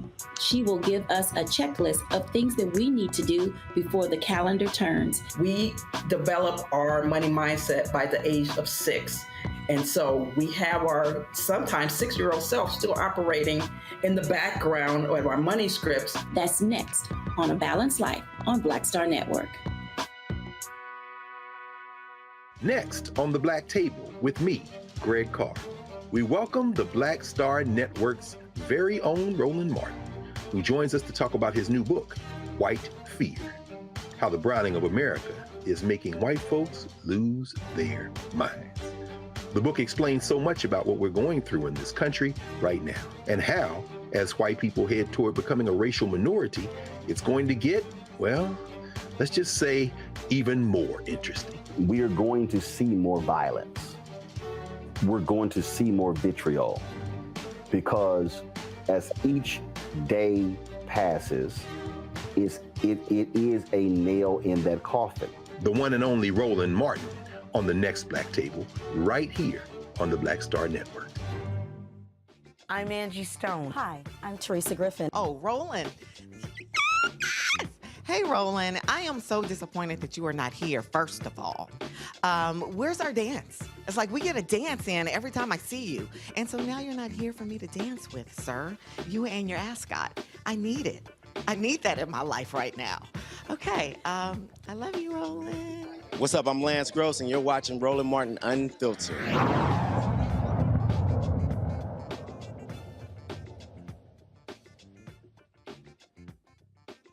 We're going to continue this conversation on the verdict of the Tory Lanez shooting in the Meg Thee Stallion case. But first, make sure you hit that like button on Facebook and YouTube. Look, this is almost like Noah telling people it's going to rain. And we need you to hit the like and subscribe button. We got to bring y'all to the water. This is also why Noah became a drunk afterwards. I'm trying to tell y'all this every day. Hit the like button. It helps with the analytics. It helps to grow the show. It helps to spread the message and bring more people in. And the algorithm that the computer uses, so I'm going to drag y'all across, just like getting Moses or Noah getting people on the boat. Going back to the panel, Christina, you are a former prosecutor. Can you talk a little bit about this case from the prosecutor's perspective and how they were able to secure a conviction given the various testimony, the various conflicting eyewitness accounts of what happened?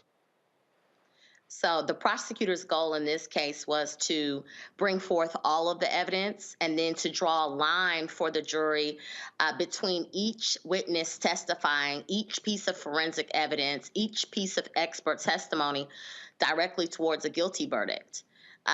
It seems as though the defense in this case mounted what we call a Sogdi or Sajdi defense. Some other guy or girl did it, but they never successfully named another person to point the finger at. In fact, they refuted potential other suspects or defendants who could have committed this offense against Meg Thee Stallion. But the prosecutor's job in this case was to show that despite the defense attempting to muddy the water, so to speak, that there was a clear line of continuous evidence that matched up between Meg Thee Stallion, from Kelsey, from eyewitnesses who were standing nearby, to witnesses who saw the three of them interact prior to this incident occurring, and also to explain how it is that Meg Thee Stallion provided different testimony, but why that was consistent with what ultimately was the verdict in this case. So just drawing that line for the jurors and showing them how to achieve the guilty verdict despite the conflicts was the prosecutor's goal in this case.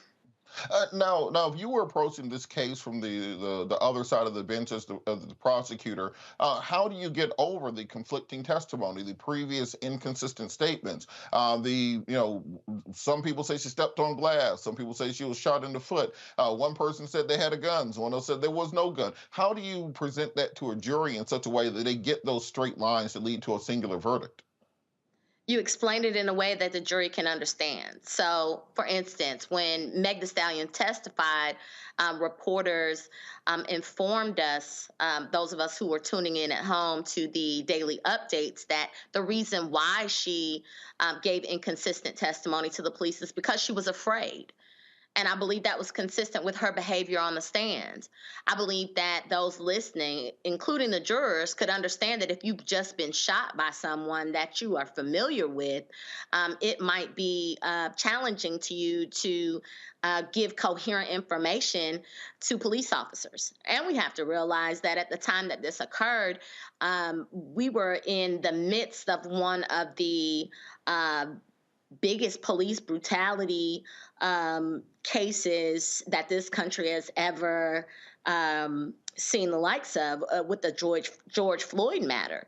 I believe that her testimony also included her saying that she was afraid of the police at this point in time. She didn't know who to trust, or since she had survived this one interaction, if she was subjecting herself to another interaction that was going to cause her harm by speaking to the police. Plus, she's in an industry and of a community that actually requires people to keep quiet and not talk to the police. and not come forward. So I believe that this situation was very conflicting for Ms. Pete. And once that information was explained to the jury, it was easy for them to digest.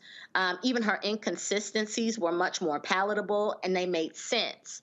Now, when you attempt to explain away inconsistencies and the reasoning doesn't make sense to the listener, whether it's a person at home or a juror, then you would get a different verdict than the one that was reached in this case.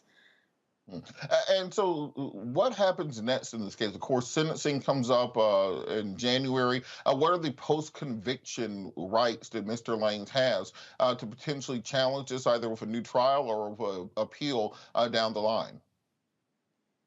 So I think what we have coming up next is the sentencing hearing, and both the prosecution and the defense will sort of put on a mini trial and explain to the judge why the outcome that they are suggesting to the court should be the outcome sentencing-wise. Of course, as you've already stated, Mr. Peterson faces up to 22 years in custody. That's the maximum sentence.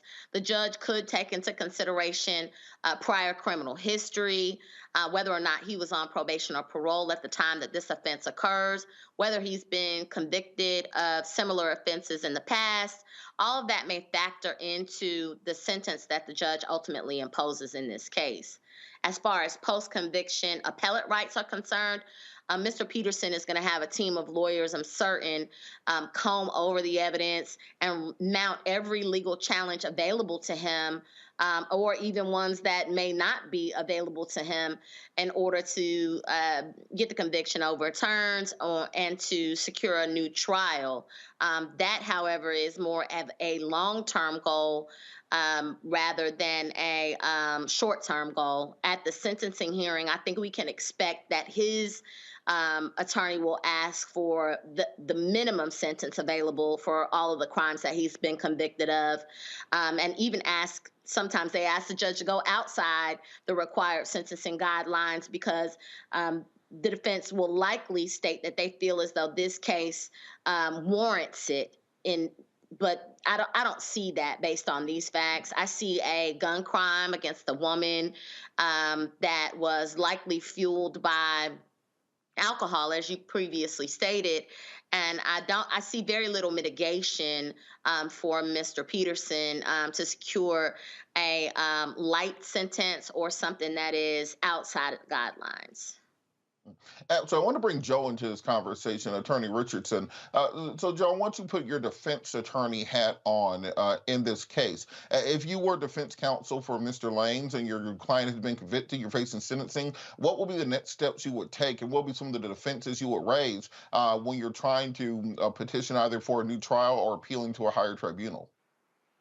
I certainly don't disagree with what's been said. I mean, battle line number one is trying to minimize this sentence. And so therefore, now you're putting on evidence that demonstrates that, in fact, okay, you guys convicted him, but he shouldn't be punished for this reason, that reason, or another reason. Sometimes when you have violent offenders and things like that, you're talking about what they went through in their childhood. You're talking about, things that they have dealt with that should give some context to the mistakes that they made. Okay, so anything that they believe that they could use that would potentially help him and make him look better and speak to the purveyors of mercy and the judge, they're going to put that on. Now, as it pertains to the appeal, I would imagine they're going to probably argue some of the things that they think that they should have been able to put on from an evidence standpoint. If there are certain things that didn't come in that they wanted to come in, things that they thought would have made a difference. So it can't just be that there was some kind of error, right, that they think, but it's a reversible error. It's something that actually made a difference here. But here's what's funny, they really don't have a whole lot to complain about for the judge because The prosecution wanted to add a couple more charges. They wanted to add the charge related to him offering $1 million to Megan to not say anything. So he could have had more put on him than he ended up having put on him. And so really, in that regard, unlike, what his parents says, contrary to what his parents say, that there's all of this injustice, a lot of times we had this, and we had this happen in every community, but not the least of which is our community.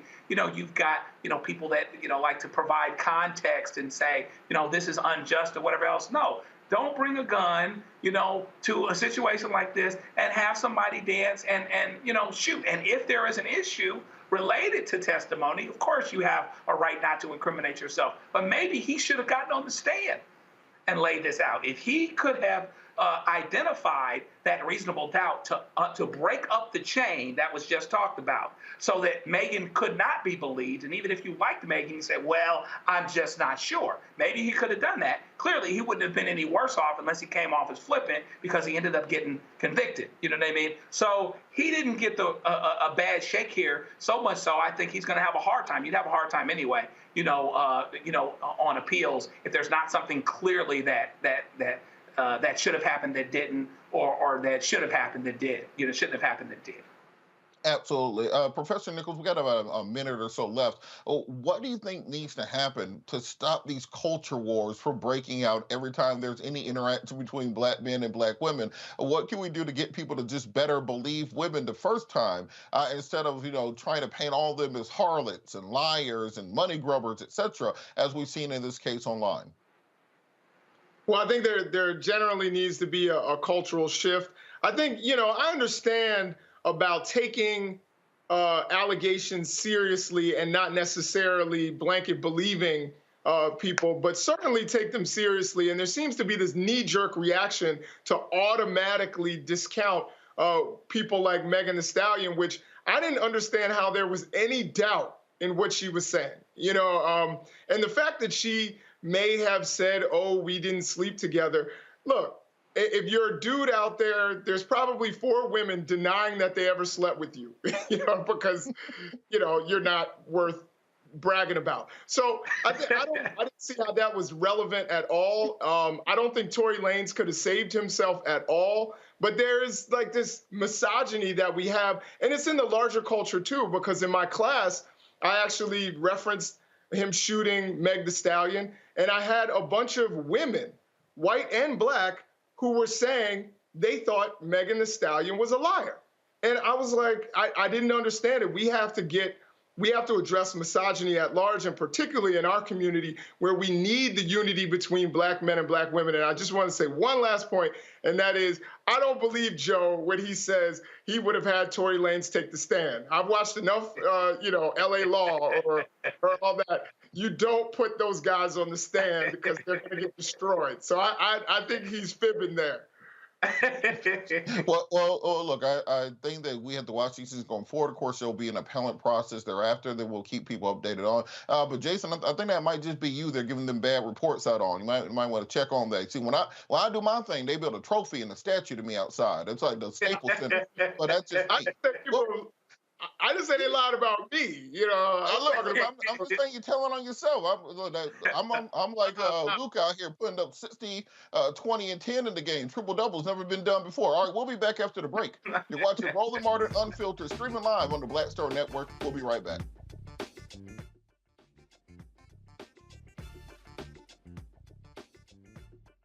Hatred on the streets, a horrific scene, a white nationalist rally that descended into deadly violence. White people are losing their damn minds. As an angry pro-Trump mob storms the U.S. Capitol, we've seen shooting. We're about to see the rise of what I call white minority resistance. We have seen white folks in this country who simply cannot tolerate black folks voting. I think what we're seeing is the inevitable result of violent denial. This is part of American history. Every time that people of color have made progress, whether real or symbolic, there has been what Carol Anderson at Emory University calls white rage. as a backlash. This is the rise of the Proud Boys and the Boogaloo Boys. America, there's going to be more of this. Here's all the Proud Boys, guys. This country is getting increasingly racist in its behaviors and its attitudes because of the fear of white people. The fear that they're taking our jobs, they're taking our resources, they're taking our women. This is white fear.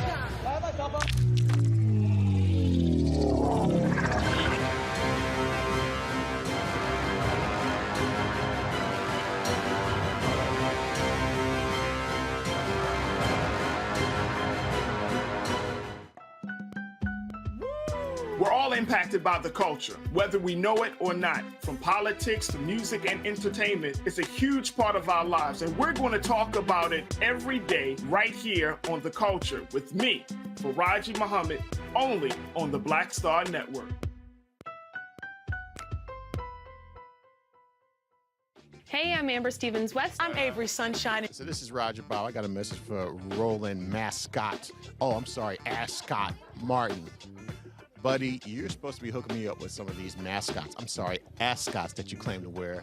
Where's mine, buddy? Where's mine? That's all I got to say to you, okay? Mascot, goodbye. Hi, this is Essence Atkins, and you're watching Roland Martin Unfiltered.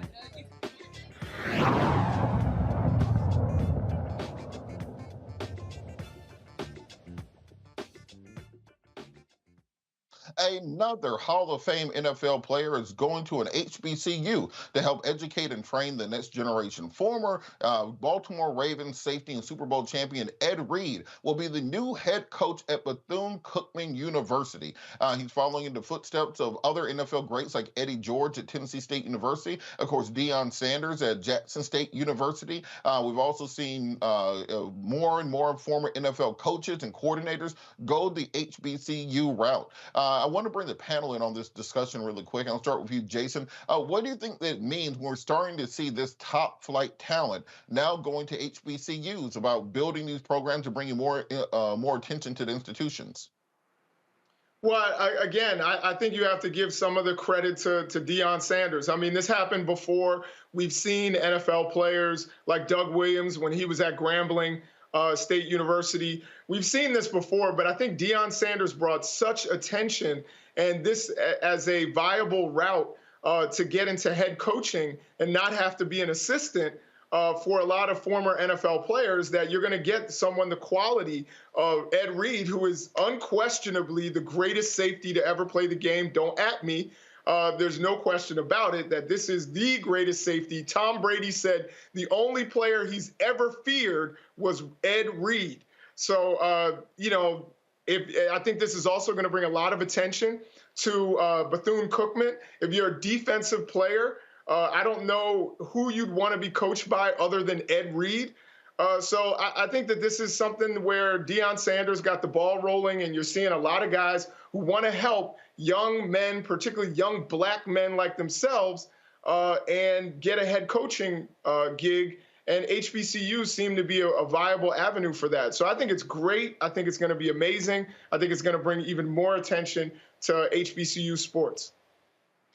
Christina, there was a lot of criticism of Deion in the last couple of weeks, leaving for Colorado from Jackson State. But at the same time, he showed these former NFL players that you can come coach at HBCU for 1 or 2 years and then be making $5 million a couple years later. Do you think there should be as much credit given to Ed Reed for taking this position as there was criticism of Deion Sanders for leaving?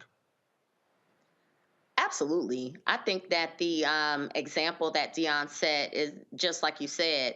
HBCUs create opportunities for the people who attend them. So if Deion Sanders had not coached at Jackson State, that $5 million opportunity may or may not have been available to him. And so we should seek out opportunities at HBCUs and allow those opportunities to take us where they lead. There's no shame in elevating yourself to a $5 million salary. Although your start may be meager, he did a lot Deion, meaning, did a lot for Jackson State. And so the attention he brought both on the field and to the athletic program, to the city of Jackson, Mississippi, while they were going through a water crisis, from a perspective of a coach, and put the spotlight on student athletes. Ed Reed can go and do the same thing at Bethune-Cookman. I think everywhere there is an HBCU in this country, there's an opportunity for a former NFL star to go and shed a light on opportunities for improvement, and the talent that exists at HBCUs. We can and should be willing to criticize and elevate. And Joe, this seems to be a win-win for everybody. The institution, when these Hall of Fame players come, they get more attention, they get more sponsorship, they get more money, they get better recruiting classes. They're getting 5-star recruits going to HBCUs now. All the coaches, on the other hand, instead of having to be an intern for a head coach and getting coffee and sleeping in the office, you get the opportunity to dive right into head coaching of these students. That open opportunities for you down the road. What do you think it means to these students to have somebody like Ed Reed be your head coach, and kind of what that provides to them, giving that sort of mentorship that you really can't get anywhere else? I think that every sports coach has an obligation not only to help their athletes be better athletes, but to be better people. I think that is magnified in the Black community, where you have to instruct and remind on things, including how to deal with police, the importance of you finishing school. Those types of things. And so I would think that hopefully this Coach Reed, and others will take it on themselves to be that much more comprehensive, and not only in helping these folks be good men, but actually helping their colleges do well economically. Like Gwen Guthrie said, ain't nothing going on but the rent. But my favorite part of the song was there's no romance without finance.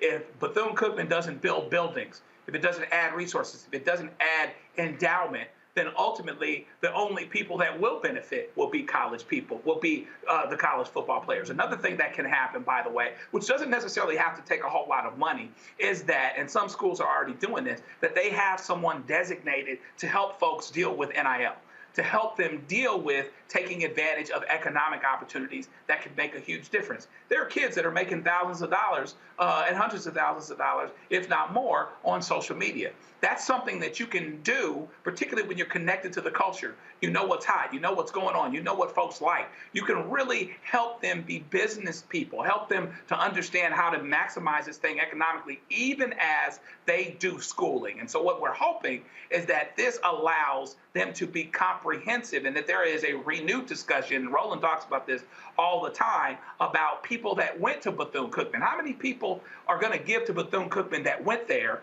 that haven't given since however much period of time because they just added Ed Reed? Okay, I don't want them to be in condemnation, but I want them to give and remember that Bethune-Cookman was the school that they went to, and there were always kids there during that whole time that they didn't give that needed their support. And so what we have to do is use it as an opportunity to teach a culture of fundraising from the very, very beginning of the college years. Just like we should be teaching money at the dinner table in our communities, we should be teaching fundraising so that our HBCUs can survive and thrive. Of course, football gives you an opportunity to create a lot of money that helps to support the other sports. So it's absolutely important, but it draws attention. It can create academic partnerships. Even what's going on with the Big Ten is not only beneficial financially on the sports side, but it's beneficial because of the collaborations that will take place academically. So we need to think that way and be comprehensive so that these places can not only survive, but actually thrive. Absolutely, and I think it's important that we give back to our HBCUs and our institutions. I'm just saying I want Michael Vick to come coach Clark Atlanta University. That's all that I ask you. Vick, come back home, come coach the Panthers. And also, let's not forget, the one thing that's most important during these football games is the marching band. Halftime is game time. Stick around for the fifth quarter. Let's not take our eyes off the prize of what we're really here for. It's the band. All right, we'll be back after the break. You're watching Roland Martin Unfiltered, broadcasting live on the Black Star Network. We'll be right back.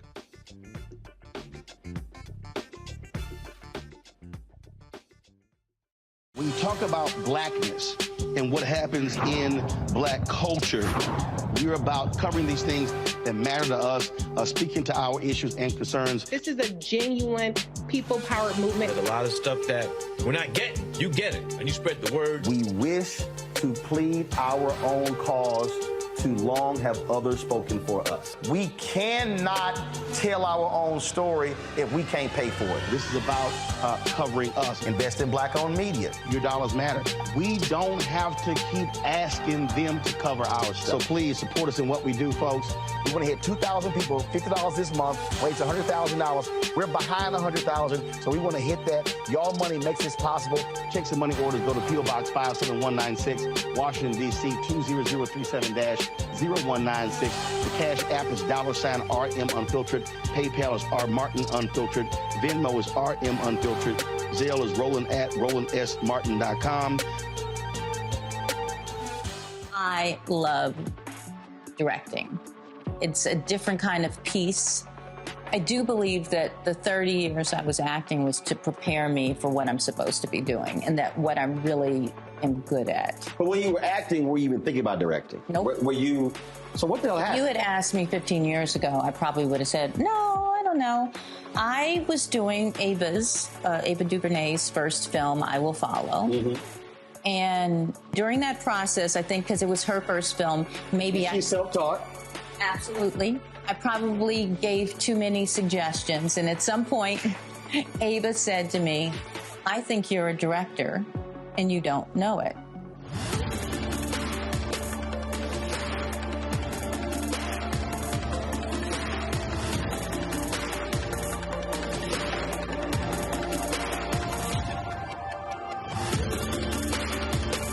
Hey, I'm Cupid, the maker of the Cupid Shuffle and the Wham Dance. What's going on? This is Tobias Trevelyan. And if you're ready, you are listening to and you are watching Roland Martin Unfiltered.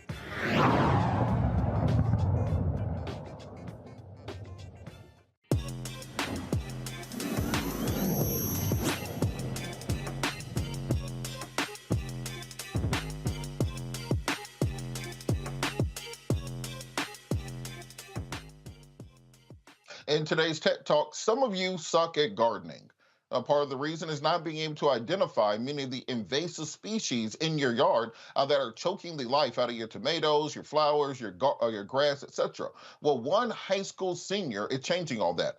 Jones May, a senior at Houston's Carnegie Vanguard High School, has created the Ivy app. This app allows you to quickly upload photos, cross-reference, and identify many of these invasive species in your yard and gives you the opportunity to kill them before they can kill your plants. Joining us now is the Apple Swift Student Challenge winner, Mr. Jones May II, to discuss this fantastic app. Jones, how are you doing? I'm doing great. So tell us a little bit about this app. What got you interested in gardening and botany as a high school senior? Yeah, so Ivy is really a platform that allows the user to detect invasive plants by either uploading an image or by taking an image within the app. And it was really inspired by my grandfather. So in Tunica, Mississippi, me and my grandfather had a community garden where we grew everything under the sun. And unfortunately, we had to deal with this very invasive vine, the kudzu vine. If you're from the South, you will know what this vine is. It's highly invasive, and it's almost impossible to get rid of. And with this app, you're able to quickly identify it. So being from Tunica, Mississippi, and understanding how invasive plants work, I really want to create an app that honored his legacy, because unfortunately during the pandemic, he sadly passed away. But with this app, I was able to honor his legacy and fight an issue that we really both had to deal with. And so talk a little bit about how the mechanics, how the app works. So if you see something growing, you don't know what it is, because often, as you said, kudzu, I grew up in Georgia, kudzu leaves can look a lot like cucumber leaves if you're not well acquainted with it. Or if you're growing melons in your backyard, the leaves look like poison ivy sometimes. How exactly does it work with helping people identify, and does it give advice on how to deal with them? Yeah, so the app really works by allowing the user to take an image, and with that, it uses machine learning in order to kind of differentiate between which vine it may be. So if it's a cucumber, it will tell you that it's non-invasive, or if it's a kudzu vine, it'll tell you if it's a kudzu vine. And right now, it does over 20 invasive plants, but however, where me and a group of friends are trying to expand that to hundreds in the future. So it really does this by using machine learning. Talk a little bit about that machine learning process, because you have things like Google Lens. Apple has a product where they cross-reference many of these things. How were you able to create this this program, this algorithm, where you can simply take a picture, cross-reference it with the database online, and then identify what it is? Yeah, so this app was really created using Apple's Create ML platform. And essentially, this is a platform where you're able to collect images and build a machine learning model that's able to detect pretty much anything you would like. So systematically, through the 10 invasive plants that it detects currently, I was able to get over 1,000 images from Google and other platforms such as that. And I was able to train my model in order to recognize that when you take a picture. So it'll tell you whether or not it's invasive or not by you doing that model. And so, just real quick, for people who have young folks in their family, like my 16-year-old niece, who I told to watch this segment, how did you get into app development? Like, what age did you get started to the point where you could be launching your own app your senior year of high school? Yeah, so I started fairly late, but I encourage everyone, and especially the parents listening, to drop your kids off at a Coding Whiz platform or use code.org, because starting early is very crucial. And when you start early, you can teach these kids that coding's not just science and just doing math. It's really a platform for kids to show their creativity, whether through app design or mobile development. Coding is a language and a platform that allows kids to do pretty much whatever they want. And it's not just math or science, it's everything. Oh, you have given my niece Mackenzie so much work that she's going to have to do. I thank you for that so much. We're going to bring our panel in. Professor Nichols, you have a question for our guest? So first of all, this app seems like it's amazing, and I'm hoping that I'm understanding it, but I don't know if you're probably too young, but there was a movie a long time ago. I think it was called Into the Wild, where a guy actually he was, kind of camping out in the woods, and he ate a flower that was poisoned, and it actually ended up killing him. Now, would this app not only identify that flower, but tell you if it was edible? Yeah, so with this app, it tells you whether or not the plant is invasive. And if the plant is invasive, it tells you how to best handle it, whether or not it's poisonous, whether or not you need to wear gloves and things of that nature. And as me and a group of friends are expanding the app, we're going to include plant care. So it would cover things like whether or not you're able to eat this plant and how long it would take for it to grow.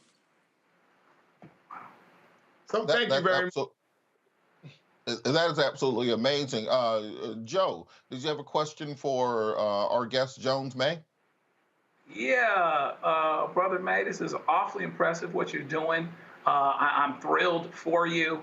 When you get techie and everything, you kind of talk over my head a little bit, but that's okay because you guys have got this going on generationally. I wonder what your plans are, if you've made them, related to your career path. And would it actually, we all know you can do anything you want to because you're already doing it, but is it going to be connected to technology? Is it going to be connected to plants and horticulture, if we still use that word? That was a class I had in junior high school back when you were a good idea. But, is it going to be connected to that business? Or is it going to be connected to, what do you think it's going to be connected to, or would it put it all together? Yeah, so, I'm in the thick of college applications, and I'm really trying to pursue a degree in computer science because ultimately I really love mobile app development. So my end goal is to, get a job in software development and ultimately become a software engineer. Wow. Well, I listen, I got no doubt it's going to happen, man. This is really good, and we're proud of you, man. It's good stuff.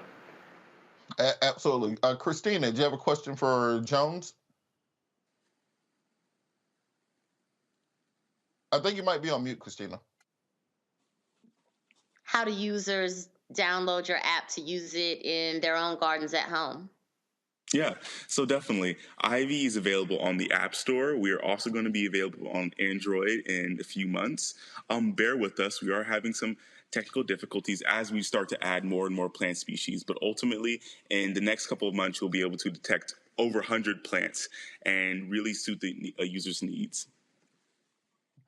And so I had a follow-up question. Have you worked or reached out to any major corporations to potentially help you with developing this or to move this idea along? I'm certain that companies like Home Depot and Lowe's or John Deere, any agricultural company, will be more than happy to sponsor a team like yours that are putting together an app of this nature. Have you had any contact with groups of that nature? Yeah, so definitely that is a great idea, and me and my co-founders are definitely going to be considering that. But I know that we have been given so many wonderful resources from the people at Apple, especially when I was able to visit Apple's campus, and we were to get so much feedback on how app development works, and especially through some of their programs that they have going on now, we're able to take classes and really get feedback on our applications. Absolutely. And so, can you talk a bit about how you want to grow this going forward? Is this something you're going to continue while you're in college, or is this kind of a stepping stone for the next area of your life?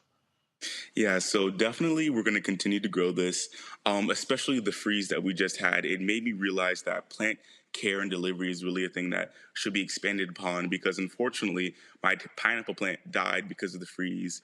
And I really wish I would have had a platform that would give me a reminder saying, take in my pineapple plant before the freeze comes. In addition to that, there also should be a platform where you can order a pineapple plant if unfortunately you weren't able to take it in. So me and my friends are really trying to go into plant delivery and care in the next few months. Absolutely. And just as we wrap up here, what are some of the colleges you're looking at and applying to that you want to pursue this at? Yeah, so definitely Howard, because my grandfather went to Howard. Looking at Stanford and those type of colleges. Yeah. Okay, well, look, we're going to help grease those skids. Look, everybody, if you can get someone through some nepotism and some connections, by all means do so. So email me after the show. We want to make sure we connect you with the right people. How can people download the app and where can they find more information on the team that you put together developing this? Yeah, so definitely on the App Store. It's called Ivy Plant Identifier. And my team will be listed in the coming weeks as we continue to grow and expand. And look forward to the coming updates about plant delivery and care. Well, we really support you. We really thank you for everything you're working on. You're an inspiration. We like to highlight young people who are doing the right thing, not just the people doing the wrong thing. We really appreciate everything you're doing. Just remember to reach out to me. I'm going to work on connecting with some people in the agricultural industry that might be interested in this. Jones May, Ivy app, you can get it. Ivy Identifier in the Apple App Store. We'll be coming to the Android store going forward. Thank you so much for joining us. Thank you. Thanks. Look, that wraps up another episode of Roland Martin Unfiltered, streaming live on the Black Star Network. You still have time to like, subscribe, share. We're trying to get 1,000 likes on each of these videos. When Roland gets back, we can show it to him and just let him know we keep this train rolling. And even if he's not here, it is still in good hands. Got to thank our guests today for everything they've done. Got to thank our panel, Joe Richardson, Jason Nichols, Christina Sears, who are pinch hitting and hopping in at the last minute. Got to thank Fred Anderson, FreddieO.com, as well as Dr. Nola Hayes. I got to thank the control room for staying in my ear and keeping this train rolling down the line. And as I say to end every show, in the words of Gil Scott Heron, no matter the consequences or fears to grip your senses, you got to hold on to your dreams. Hold on to your dreams, America. Holla!